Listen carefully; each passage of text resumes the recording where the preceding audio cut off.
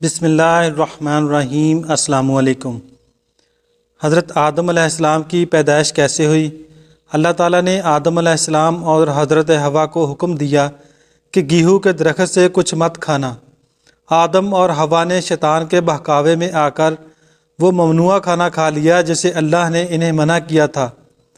کھانے کے بعد دونوں کے سطر ایک دوسرے کے سامنے ظاہر ہو گئے اور وہ پتوں سے اپنا جسم چھپانے لگے اور آدم علیہ السلام کو جنت سے نکال دیا گیا۔ کیا واقعی سانپ شیطان کو اپنے منہ میں ڈال کر بہشت میں لے گیا تھا؟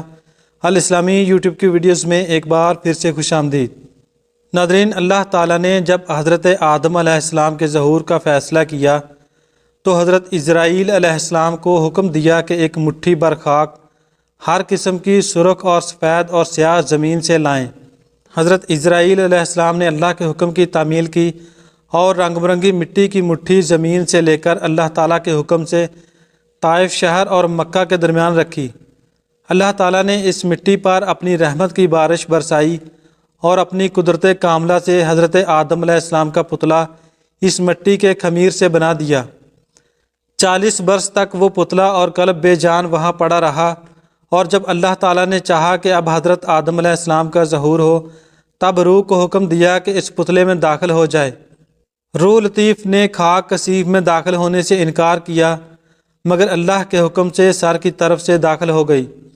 روح جیسے جیسے اندر پہنچتی گئی ٹھیکرے کی طرح کھنکھناتی مٹی کا پتلا گوشت پوست میں بدلتا گیا، اور جب روح سینہ مبارک تک پہنچی تو حضرت آدم علیہ السلام نے اٹھنے کا ارادہ کیا اور وہیں زمین پر گر پڑے۔ اس بات کا ذکر اللہ تعالیٰ نے قرآن میں کیا ہے کہ انسان جلد باز پیدا ہوا ہے۔ اسی حالت میں حضرت آدم علیہ السلام نے چھینکا تو اللہ کے حکم سے الحمدللہ کہا، اور اس پر اللہ تعالیٰ نے جواب میں یا رحمک اللہ کہا، اور اس طرح اللہ تعالیٰ نے حضرت آدم علیہ السلام کی تخلیق کی۔ جب روح مکمل جسم میں داخل ہو گئی تو اللہ تعالیٰ نے ایک فرشتے کے ذریعے جنت سے ایک جوڑا کپڑوں کا زمین پر بھیجا، اور فرشتے نے حضرت آدم علیہ السلام کو تنہائی میں لے جا کر کپڑے پہنوائے، اور اللہ تعالیٰ نے اپنی رحمت سے آدم علیہ السلام کو عزت کے تخت پر بٹھایا۔ سننے میں آیا ہے کہ فرشتے آدم علیہ السلام کی تخلیق سے پہلے آپس میں کہتے تھے کہ جس کو اللہ تعالیٰ خاک سے بنا کر خلافت کی مسند پر بٹھائے گا وہ اللہ کے نزدیک ہم سے زیادہ عزیز نہ ہوگا، اور ہم جو دن رات اللہ تعالیٰ کے ذکر میں مشغول رہتے ہیں اس سے عظیم ہی رہیں گے۔ مگر جب اللہ تعالیٰ نے حضرت آدم علیہ السلام کو بنا دیا اور اپنی رحمت سے انہیں کچھ نام سکھا دیے تو آدم علیہ السلام کو فرمایا کہ فرشتوں سے ان کے ناموں کے متعلق پوچھو۔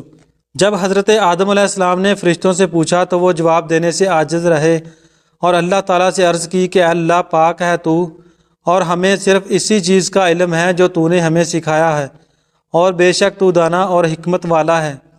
تب اللہ تعالیٰ نے فرشتوں کو جو حضرت آدم علیہ السلام کے گرد صفیں باندھے اور مؤدب کھڑے تھے ان کو حکم دیا کہ حضرت آدم علیہ السلام کو سجدہ کرو، اور فرشتوں نے فوراً سجدہ کر دیا، مگر ابلیس شیطان نے انکار کیا اور بولا کہ میں آدم سے بہتر ہوں کیونکہ مجھے تم نے آگ سے بنایا ہے اور آدم کو مٹی سے۔ اس نافرمانی سے شیطان اللہ کی بارگاہ سے نکال دیا گیا، اور حضرت آدم علیہ السلام آزادی سے جنت میں رہنے لگے۔ جب حضرت آدم علیہ السلام نے تنہائی محسوس کی اور کسی محرم کے بارے میں سوچا تو اللہ تعالیٰ نے اپنی قدرت سے جب حضرت آدم علیہ السلام سو رہے تھے تو ان کے پہلو میں ہوا کو پیدا کر دیا۔ جب حضرت آدم علیہ السلام نیند سے بیدار ہوئے تو ایک پاک باز عورت کو پاس بیٹھے دیکھا تو پوچھا کہ تم کون ہو؟ تب حضرت حوا نے کہا کہ میں تیرے بدن کا حصہ ہوں، اور اللہ تعالیٰ نے مجھے تمہاری پسلی سے پیدا کیا ہے۔ اللہ نے حضرت حوا کو اتنا حسین بنایا تھا کہ اگر تمام عالم کی خوبی 100 حصے کریں تو 90 حصے حضرت حوا کو ملیں اور 10 حصے باقی عالم کو ملیں۔ اس بار آدم علیہ السلام نے اللہ تعالیٰ کے حضور سجدہ شکر ادا کیا۔ اللہ نے آدم اور حوا کو فرمایا کہ جنت میں جہاں چاہیں وہاں رہیں اور جو مرضی کھائیں، مگر گیہوں کے درخت سے کچھ مت کھانا۔ دوسری طرف ابلیس اللہ کی بارگاہ سے نکالا گیا تھا اور حسد کی آگ میں جل رہا تھا، اور کسی موقع کی تلاش میں تھا کہ کیسے آدم اور حوا کو اللہ کی نافرمانی پر راضی کرے۔ ابلیس نے سب سے پہلے طاؤ سے دوستی کی اور اس سے درخواست کی کہ دوستی کا حق ہے کہ وہ اسے کسی طرح بہشت میں پہنچا دے۔ تاکہ وہ آدم اور حوا سے اپنا بدلہ لے سکے۔ طاؤس نے اس بات سے انکار کیا اور کہا کہ وہ سانپ سے بات کرے تو ہو سکتا ہے وہ اس کی مدد کرے۔ تب ابلیس سانپ کے پاس گیا اور اسے اپنے فریب کے منتر سے فریفتہ کر دیا، اور سانپ ابلیس کو اپنے منہ میں ڈال کر بہشت کے اندر لے گیا، اور بہشت کے نگہبان کو اس کی خبر نہ ہوئی۔ ابلیس حضرت آدم اور حوا کے پاس بہشت میں گیا اور رونا شروع کر دیا۔ آدم اور حوا نے شیطان کو بالکل نہیں پہچانا اور پوچھا کہ کیوں روتا ہے۔ تب شیطان نے انہیں خبردار کیا کہ یہ بہشت کی ساری نعمتیں ان سے چھین جائیں گی اور وہ مر جائیں گے۔ اس بات پر آدم اور حوا دونوں غم زدہ ہوئے۔ تب شیطان نے انہیں کہا کہ تمہیں ایک ایسا درخت بتاتا ہوں کہ جس کا میوہ کھانے سے تم ہمیشہ زندہ رہو گے اور موت تمہارا کچھ نہیں بگاڑ سکے گی۔ آدم کے پوچھنے پر شیطان انہیں اسی درخت کے پاس لے گیا جس کے بارے میں اللہ نے انہیں منع کیا تھا، مگر آدم علیہ السلام نے اسے کھانے سے انکار کیا اور کہا کہ وہ ہرگز اللہ کی نافرمانی نہیں کریں گے۔ شیطان نے قسم کھائی کہ میں تمہارا خیر خواہ ہوں، مگر آدم وہاں سے اٹھ کر چلے گئے۔ شیطان حضرت حوا کے پاس گیا اور اسی طرح ان کے دل میں وسوسہ ڈالا، اور شیطان کے کہنے پر سانپ نے شیطان کی سچائی کی گواہی دی۔ تو حضرت حوا آدم کے پاس تشریف لائیں اور عرض کی کہ سانپ تو بہشت کا خادم ہے اور وہ بھی ابلیس کے حق میں گواہی دے رہا ہے، اس لیے میں پہلے اس درخت کا پھل کھاتی ہوں، اور اگر غلط ہوا تو آپ اللہ سے میرے گناہوں کی معافی مانگنا، اور اگر کچھ نہیں ہوا تو آپ بھی کھا لینا، اور پھر ہم ساری زندگی چین سے جنت کے میوے کھائیں گے اور موت ہمارا کچھ نہیں بگاڑ سکے گی۔ اس طرح آدم اور حوا نے شیطان کے بہکاوے میں آ کر وہ ممنوعہ کھانا کھا لیا جسے اللہ نے انہیں منع کیا تھا۔ کھانے کے بعد دونوں کے سطر ایک دوسرے کے سامنے ظاہر ہو گئے اور وہ پتوں سے اپنا جسم چھپانے لگے، اور اللہ تعالیٰ اس بات پر ناراض ہوئے اور انہیں جنت سے نکال کر زمین پر پھینک دیا۔